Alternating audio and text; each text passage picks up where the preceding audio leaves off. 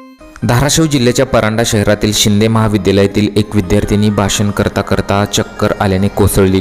त्यानंतर तिला तातडीने रुग्णालयात दाखल करण्यात आलं, मात्र तिथे डॉक्टरांनी तिला मृत घोषित केले। वर्षा खरात असं मृत विद्यार्थिनीचे नाव असून ती BSc वर्गात शिकत होती। शिंदे महाविद्यालयामध्ये BScच्या वर्गात शिकणाऱ्या विद्यार्थ्यांचा निरोप समारंभाचा कार्यक्रम आयोजित करण्यात आला होता।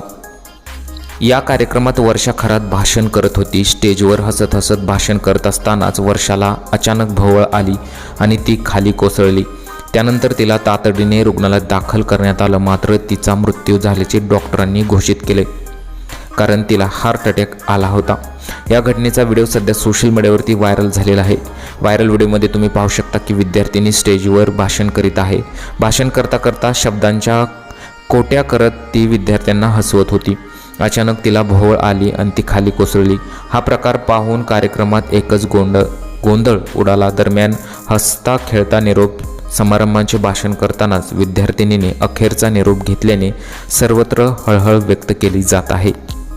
या घटनेने मुलीच्या कुटुंबियावर दुःखाचा डोंगर कोसळलेला आहे। व्हिडिओमध्ये तुम्ही पाहू शकता की ही मुलगी कशा प्रकारे भाषण करत आहे आणि त्यानंतर इथं जी आहे ती अचानक इथं खाली कोसळली।